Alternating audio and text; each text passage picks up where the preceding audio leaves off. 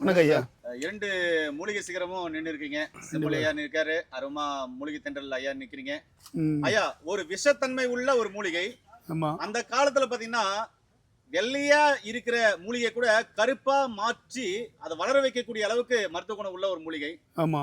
ஆனா இது விஷத்தன்மை இருந்தாலும் இதுல இருக்கிற மருந்து மாதிரி எதுலையுமே இல்லைன்னுவாங்க. கண்டிப்பா கண்டிப்பா. அப்போ இது என்ன மூலிகை, இது எப்படி பயன்படுத்தும், இது பேர் என்னங்கய்யா?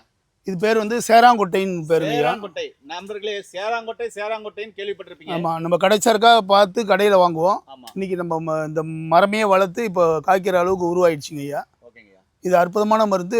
இடிவல்லாது இலேகின்னு ஒன்று பண்றாங்க. ஆமா. அந்த இடிவல்லாது இலேகியத்தில் இந்த சேராங்கொட்டையை சுத்தி பண்ணி பண்ணணுங்க ஐயா.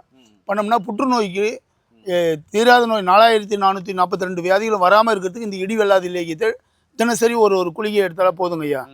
அற்புதமான ஒரு நோய்களை விரட்டி அடிக்கக்கூடிய ஒரு மூலிகைங்க ஐயா அது. ஆனால் இது சுத்தி பண்ணி தான் பண்ணணும். ரொம்ப கொஞ்சம் பாய்சனான மூலிகை. இது விஷயம் தெரிஞ்சு மருத்துவர்கள் வைத்தியர்கள் அணுகி தாங்க ஐயா இதெல்லாம் நம்ம கையாளணும். ஆனால் இது மாதிரி பதிவுகளில் வந்து நம்ம சொல்லும் போது நம்ம எடுத்து உடனே இதை சாப்பிட முடியாது. நச்சு உள்ள மூலிகைகள். அதனால இதை வந்து சுத்தி பண்ணி முறையாத விதைகளை பயன்படுத்தணும்னா அற்புதமான அருமருந்து சேராங்கொட்டை மரங்க ஐயா அது.